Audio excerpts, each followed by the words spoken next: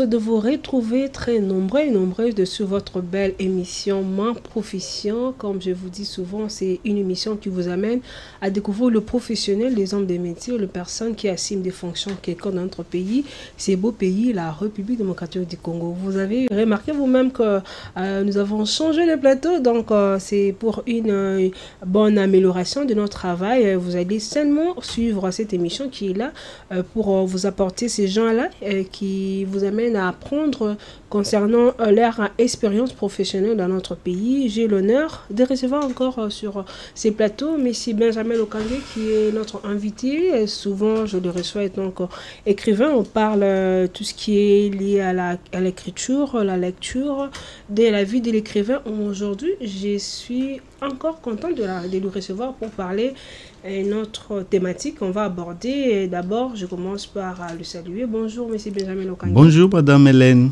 Vous allez bien? Oui, très bien. Je suis vraiment dans mes vrais sentiments. En tout cas, je suis très heureuse de vous recevoir encore. Étant qu'écrivain, on va parler de notre thématique, ou bien de la thématique qui s'intitule l'écriture et la lecture, impact sur les élèves. Étant d'abord écrivain, vous êtes aussi corps enseignant, il faut dire. Comment vous avez passé votre semaine étant écrivain aussi sous Proved? Non, c'était bien parce que à part l'écriture, mais l'écriture vient pour le moment, vient après le travail, la profession. Okay. On est au boulot, il y avait des réunions, il y avait beaucoup de travail, mais d'une manière générale, c'était bien. Ok, vous avez quand même accepté notre invitation de venir parler de l'écriture, la lecture, impact sur les élèves. Oui, je suis là pour partager ces belles thèmes, ces belles thématiques que nous allons développer ensemble. D'accord. Pour commencer, quand on parle de l'écriture et la lecture, qu'est-ce qui représente l'écriture et la lecture dans la vie d'un homme ou dans la vie d'un être humain? Donc, dans la vie d'un homme ou d'un être humain, d'un élève, l'écriture comme la lecture constitue la clé du savoir d'une manière générale. Parce que lire, c'est découvrir. Découvrir, ça permet aussi d'ouvrir l'esprit dans le monde, à travers le monde. Et écrire, c'est laisser des traces sur son passage dans ce monde. Et c'est aussi communiquer clairement, penser efficacement et puis laisser quand même avoir un impact durable dans son milieu ou dans son environnement. D'accord. Là, on a parlé de qu'est-ce qui représente l'écriture et la lecture dans la vie d'un être humain. Comme on parle de l'impact sur les élèves, aujourd'hui, vous êtes sous Proved. À un moment, vous étiez d'abord élève, vous êtes devenu étudiant. Aujourd'hui, vous exercez votre profession ou bien métier en tant qu'écrivain. Mais quel est l'impact de la lecture pour un élève ou pour un enfant, il faut dire? Bon, d'une manière générale, avant d'abord de répondre à cette question, on dit que dans la vie d'un homme ou d'un élève, sans la lecture, sans l'écriture, donc l'homme est comme un voyageur sans boussole. Parce que quand on vient au monde, on ne connaît rien, mais grâce aux écritures, grâce aux écrits, à l'écriture, grâce à la lecture, on peut maintenant évoluer et puis être avec tout le monde et puis la compréhension sera facile. Mais si on est privé de ces deux pivots, donc... on ne sait pas apprendre, on ne sait pas évoluer. Donc vous serez nulle part. Donc c'est comme ça que la lecture comme l'écriture donc, ont une place de préférence dans la vie de chacun de nous. Parce que nous savons ici, comme ça constitue la clé du savoir, il y a aussi, donc les deux ont un impact direct sur notre vie. sur notre vie parce que avec la lecture, ça nous permet de découvrir d'autres cultures, ça nous permet de découvrir d'autres peuples, ça nous permet aussi de se former, aussi d'acquérir de nouvelles choses. Hein? Et puis avec l'écriture, ça nous permet de communiquer, comme on a dit, ça nous permet aussi de penser clairement, donc efficacement, et poser un impact visible, durable dans notre environnement, dans notre société. Et pour un élève? Et c'est ça, pour un élève, c'est comme ça que l'élève est appelé à faire cet exercice chaque jour, au quotidien. C'est-à-dire développer ses goûts, de lire. Ça peut être les livres, ça peut être aussi même ce qui se passe dans les appareils, donc tout. Hein, c'est-à-dire, on doit s'habituer avec ça. Hein, dans la lecture, comme l'écriture, doit être au quotidien d'un élève ou d'une personne. D'accord. Vous avez parlé de l'habitude, c'est ce que même je voulais savoir. Comment maintenant, de quelle manière un élève doit-il s'habituer dans la lecture et dans l'écriture? Donc c'est ça. Donc je dis parce que pour lire, pour écrire, il faut avoir des références. Donc passer à l'école. Ici, on s'adresse surtout aux élèves qui sont à l'école et même ceux qui ne sont pas encore allés à l'école. Parce qu'on doit savoir que l'école, on nous envoie à l'école, c'est pour d'abord apprendre à écrire et à lire. Hein, parce que si les deux aspects-là de la vie vous échappent, donc vous êtes nul. Là, vous avez raté votre vie. Et là, il faut apprendre, c'est-à-dire, il faut une certaine habitude. Hein, à écrire, lire à tout moment. Hein, vos pensées, vous pouvez traduire ça. Et d'une manière générale, au niveau de l'école aussi peut aider en organisant des rédactions, hein, soit à la fin de chaque période, à la fin de chaque trimestre, d'une manière intensifiée. Hein, et il y a aussi la dissertation au niveau des classes terminales. Et il y a aussi même des devoirs dans ce sens-là. Hein, il y a même des concours, des dictées, ou de faire aussi des dictées. Parce que si les élèves sont à tout moment occupés par ces exercices-là, ils peuvent toujours rester dans cette logique, dans cette habitude, dans ces belles habitudes de lire et d'écrire. Ok, mais c'est Benjamin, quand vous êtes écrivain, vous avez vraiment pris beaucoup de temps en étant écrivain. Il faut dire, si on parle de votre expérience, ça sera vraiment une longue histoire. Mais s'il faut parler, vous avez dit qu'il faut s'habituer, les écoles doivent accompagner les élèves à la lecture. Mais quel genre d'ouvrage qu'un élève peut se donner le goût de lire? Vous voyez, des fois, on a besoin, les élèves ont besoin de lire, mais quand ils voient d'abord l'ouvrage en question, c'est trop gros, ils n'arrivent pas à comment commencer à lire, commencer à faire l'exercice. Voilà pourquoi je vous pose les questions, parce que vous avez fait beaucoup de temps dans ce domaine-là, étant écrivain, et puis vous avez passé dans votre parcours étant qu'enseignant. C'était de quel genre d'ouvrage que l'élève avait la facilité de lire, de se donner à la lecture facilement? Non, nous voyons, je prends par exemple mon expérience personnelle. Quand nous sommes arrivés en première année du cycle d'orientation, premier CO à l'époque, c'était dans une école des frères, des écoles chrétiennes. On arrive, on vous donne les livres par rapport au cours. Et à part ça, il y avait la bibliothèque où vous pouvez retirer les romans, les romans éducatifs. Ce sont des livres que les élèves doivent s'habituer à lire à tout moment. Il y a des contes là avec ces contes-là, vous pouvez avoir aussi des leçons à tirer. Et puis, il y a aussi même des biographies inspirantes. C'est-à-dire, quand vous lisez comme ça, ça vous donne beaucoup d'inspiration. Il y a des journaux scolaires. Il y a dans certaines écoles, on organise, c'est-à-dire même les élèves, même les professeurs peuvent publier des articles dans des journaux-là. Même, il y a aussi des magazines liés à l'âge des élèves.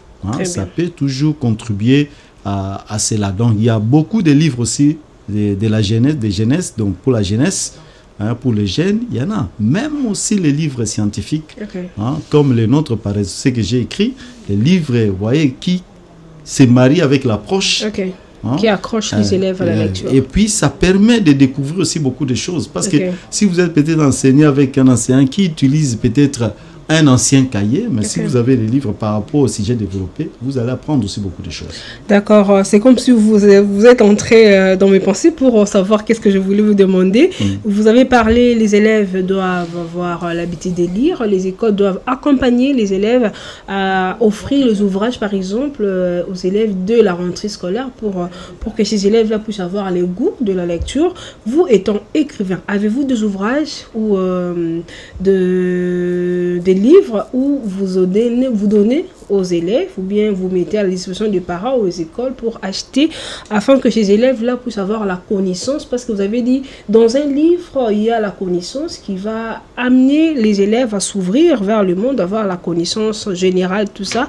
Et par rapport à vous étant qu'écrivain, vous avez des ouvrages ou bien Non, merci beaucoup, j'ai publié beaucoup de livres, une dizaine de livres, des livres scientifiques, des livres qu'on appelle le manuel scolaire, c'est-à-dire les manuels qui sont validés, acceptés par notre ministère.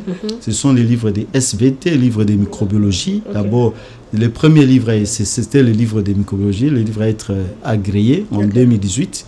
Et après, il y a eu une série là des sciences de la vie et de la terre, SVT, pour la 7e année du cycle terminal de l'éducation de base. Il y a pour la 8e, il y a même pour la première des humanités scientifiques, 2e des humanités scientifiques, 3e et 4e des humanités scientifiques. Donc là, la série est vraiment complète.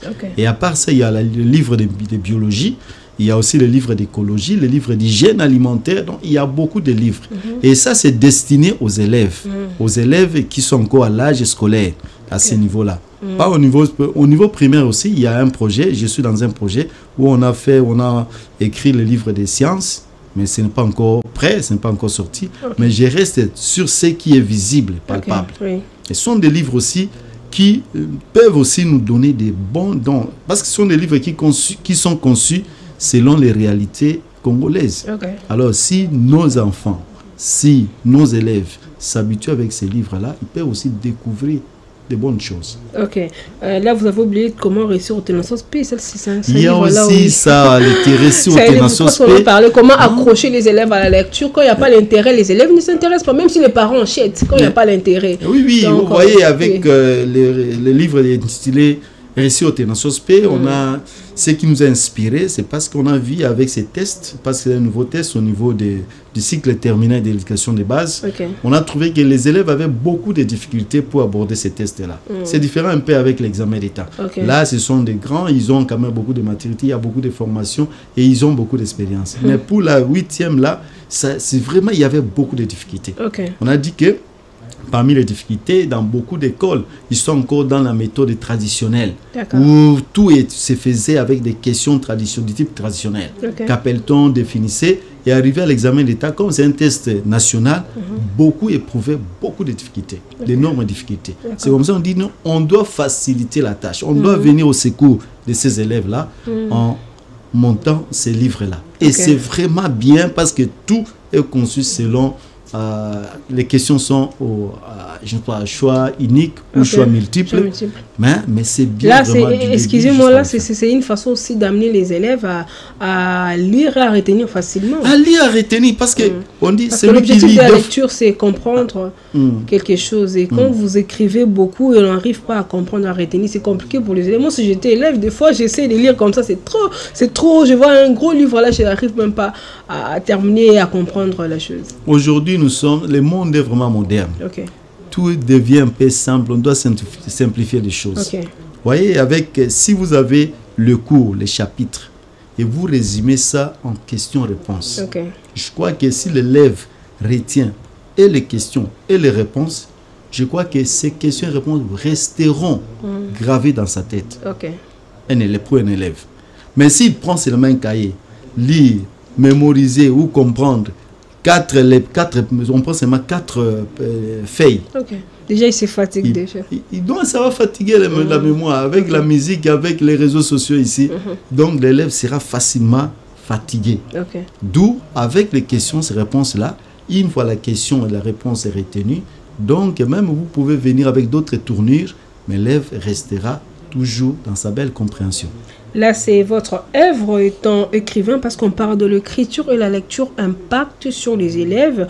Vous avez amené votre apport pour accompagner les élèves là parce que j'avais écouté au début, vous avez dit que les écoles doivent amener les ouvrages pour les élèves, et aller consulter les bibliothèques pour les élèves aussi. C'est là avant le permettre à avoir la connaissance.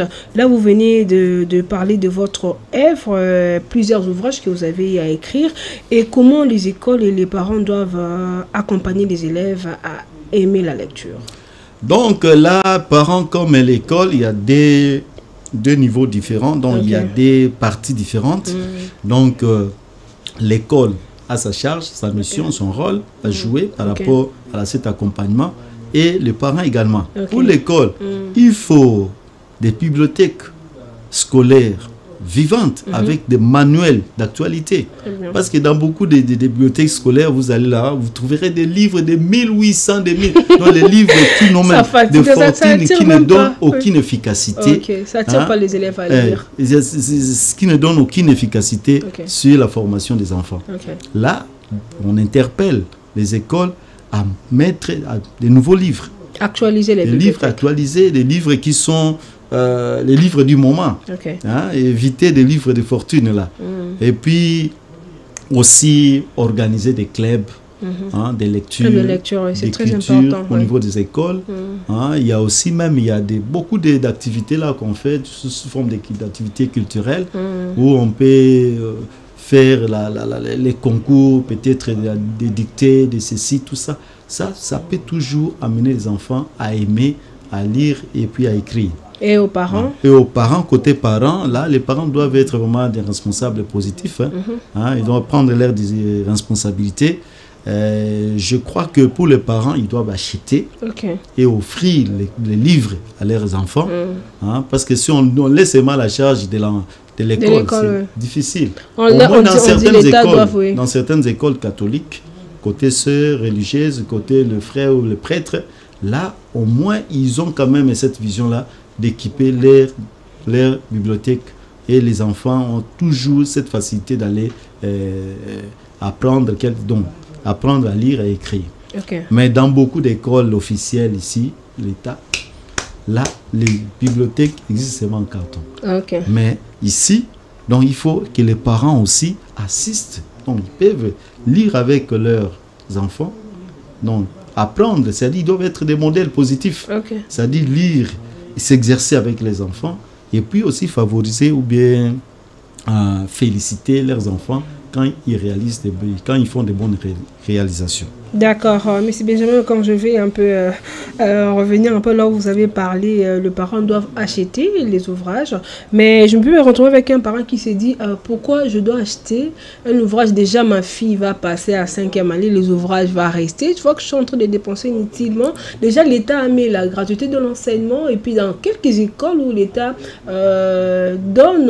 offre les ouvrages gratuitement, mais la part de parents, donc les parents qui se disent pourquoi acheter, déjà mon enfant va passer en classe, donc et ils trouvent c'est pas vraiment important. Qu'est-ce que vous voulez dire par rapport à ça? Là, si les parents raisonnent de cette façon-là, c'est pas bien.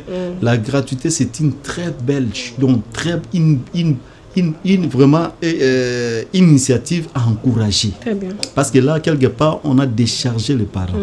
Mais il faut quand même qu'ils achètent les livres parce que déjà payer les frais de ceci. Là, l'État prend en charge.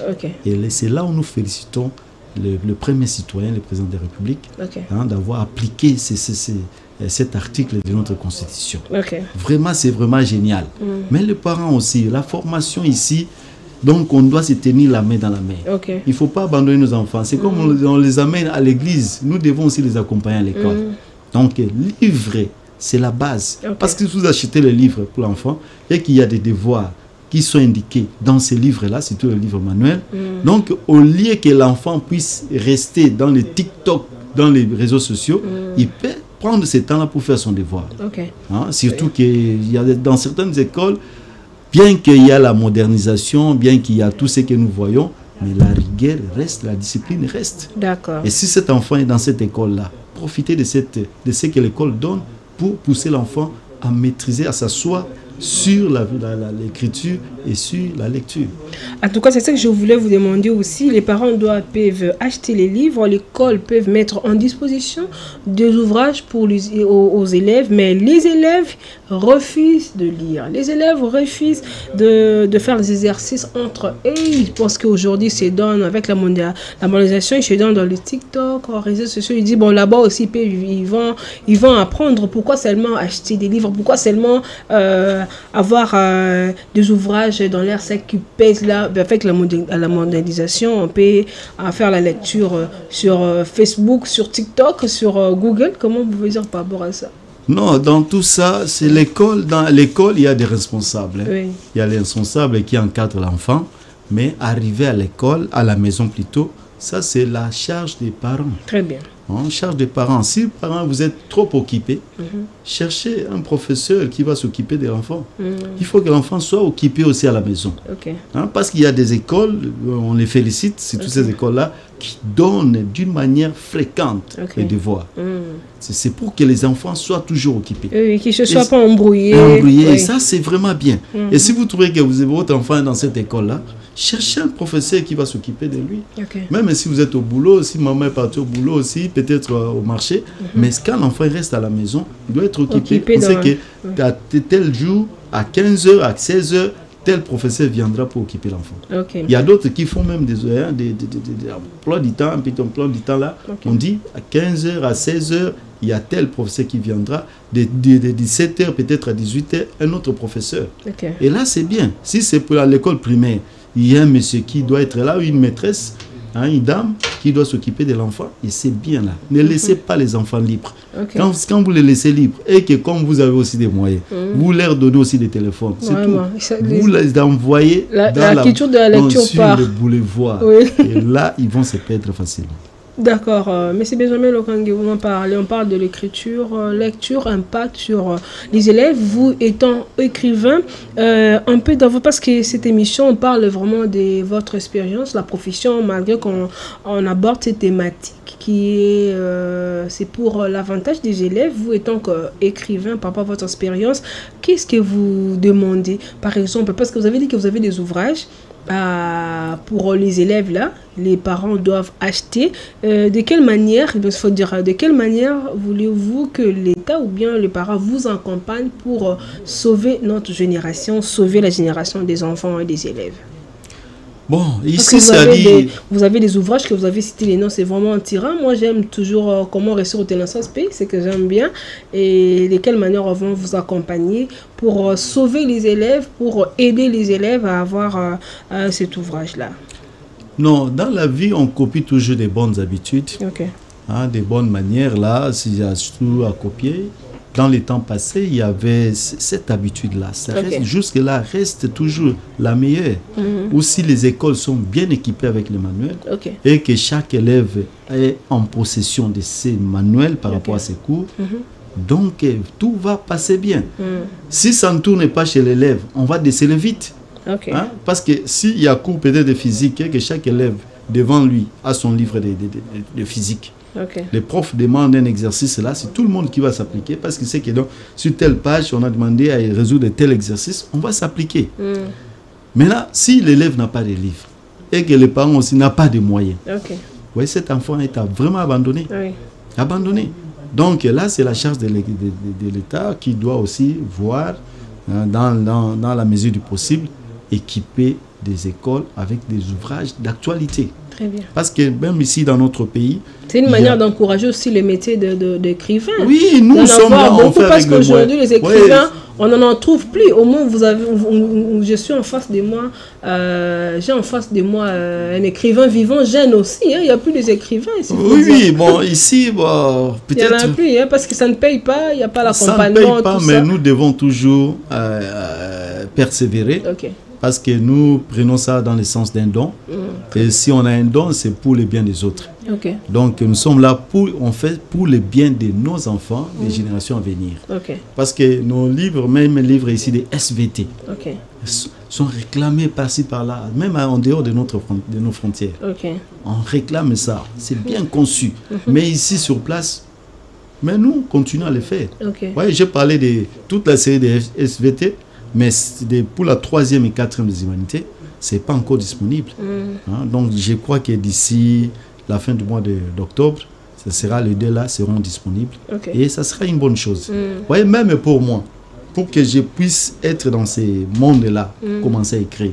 Parce que j'ai commencé à lire d'abord. Très bien. J'ai pris d'abord le temps de lire les ouvrages qui étaient à notre disposition.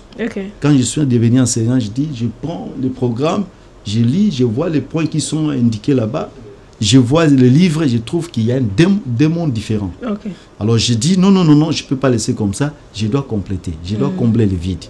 Et en comblant le vide, il y a un nouveau manuel qui arrive.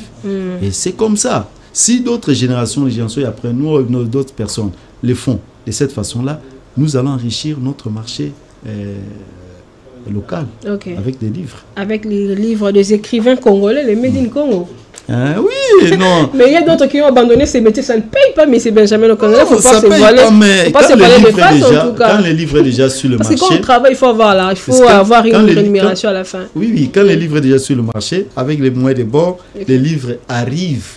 Quitte Kinshasa, les livres se retrouvent à Sankourou, par exemple, parce qu'il y a un professeur qui m'a appelé à partir de là, que je suis ici à Sankourou, dans la, je ne sais pas, les territoires de Tchombo, quelque chose de comme ça. Je dis, mais on va faire comment? La confiance n'est pas partagée ici.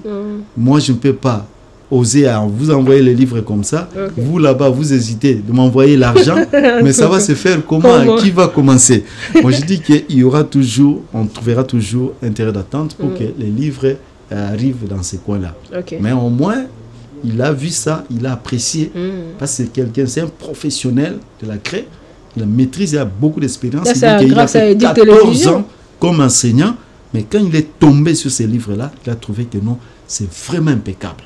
Il dit, mais ça, c'est un Congolais qui a écrit. Je dis, c'est un don. Et les dons, c'est comme ça. Même vous-même, moi-même aussi, ça me dépasse. Je dis, mais comment c'est arrivé à écrire un gros livre comme ça, avec beaucoup, 300 pages, 200 pages, 140, c'est venu comment et c'est fait comment? Moi-même, je m'étonne. Mais c'est moi qui ai écrit ça. C'est moi, c'est vous qui avez écrit ça. Donc, c'est vraiment votre belle expérience qu'on est en train d'en parler par rapport à notre thématique aussi, qui est sur écriture et lecture, impact sur les élèves. Monsieur Benjamin Lokangi, pour ceux-là qui veulent avoir votre ouvrage, qui s'est dit, bon, c'est important parce que nous devons accompagner les élèves à les offrir les ouvrages, des livres qui va leur donner la connaissance. Par exemple, dans votre ouvrage où vous avez parlé comment réussir au Ténasospé, STV, comme vous avez dit là, SVT, Sciences de la vie de la Terre. SVT, comme vous avez dit là. Comment ces gens-là seront en possession de cet ouvrage? Ok, avant de donner ça, d'abord, je voudrais marteler sur le livre des récits au Ténasospé. Là, j'interpelle la conscience des parents. Vous voyez que les enfants, dans notre pays, il y a un problème, un petit problème par rapport au programme. Il y a dans certaines écoles, on n'a pas expérimenté les nouveaux programmes. Alors, ils s'accrochent toujours avec l'ancien, du côté ancien programme. Et les élèves, là, sont intelligents à l'école par rapport à ces programmes-là. Maintenant, quand ils vont être évalués d'une manière générale, d'une manière nationale, maintenant, parce que l'évaluation là, au niveau des 8e, c'est vraiment national. Vous voyez, l'évaluation se base sur le nouveau programme. Alors, dans certaines écoles, ce programme-là n'est pas utilisé. C'est comme ça qu'il y a beaucoup d'échecs. Et selon la formule, il faut que le 50% des points de l'école, avec les 50% des acquis scolaires de l'épreuve, si ça ne donne pas la moitié, l'élève est obligé de reprendre la ligne, de reprendre sa classe, de doubler sa classe. Maintenant, si on ne fait pas la délibération, mais souvent on fait la délibération, mais par petite expérience. Avant la délibération, il y a beaucoup d'échecs. Pourquoi? Premier mobile, c'est manque vraiment d'ouvrage qui parle des cours de Ténasospé. D'accord. Maintenant, pour notre cas là, parce qu'on tombe vraiment presque à la fin. Oui, on a conçu cette chose-là. Et ces livres-là, c'est comme ça qu'on interpelle les livres de tout le monde d'avoir ces livres. Que l'enfant puisse avoir ces livres-là. Parce qu'ils doivent lire et écrire, apprendre. Alors, pour les autres aussi, avec mon numéro 089 68 44 833, c'est mon numéro. on peut m'appeler à tout moment et on peut toujours faire des affaires. D'accord, parce que nous avons parlé de l'écriture, lecture, impact sur les élèves. Monsieur Benjamin Lekangui, un mot pour clôturer cette émission, parce qu'on est vraiment arrivé à la fin. Je remercie d'abord les autorités de notre ministère, surtout Madame Son Excellence Raissa Maloumba Dinanga pour sa vision par rapport à notre ministère, parce que je vois qu'il y a dans peu de temps ici, il y a beaucoup de choses qui vont changer dans notre sous-secteur de l'éducation. Donc, je vois déjà comment les écoles seront réhabilitées, inondées avec des manuels, avec des réformes qui viennent. Donc, ça va vraiment nous aider à travailler dans le calme. Donc, aussi avec toutes les autorités qui l'accompagnent, nous les félicitons et nous sommes là pour servir la nation. Merci beaucoup, c'était un réel plaisir de vous recevoir. Monsieur Benjamin Lekangui, écrivain vivant. Vous avez écrit plusieurs ouvrages pour les élèves. On a parlé de l'écriture, lecture, impact sur les élèves.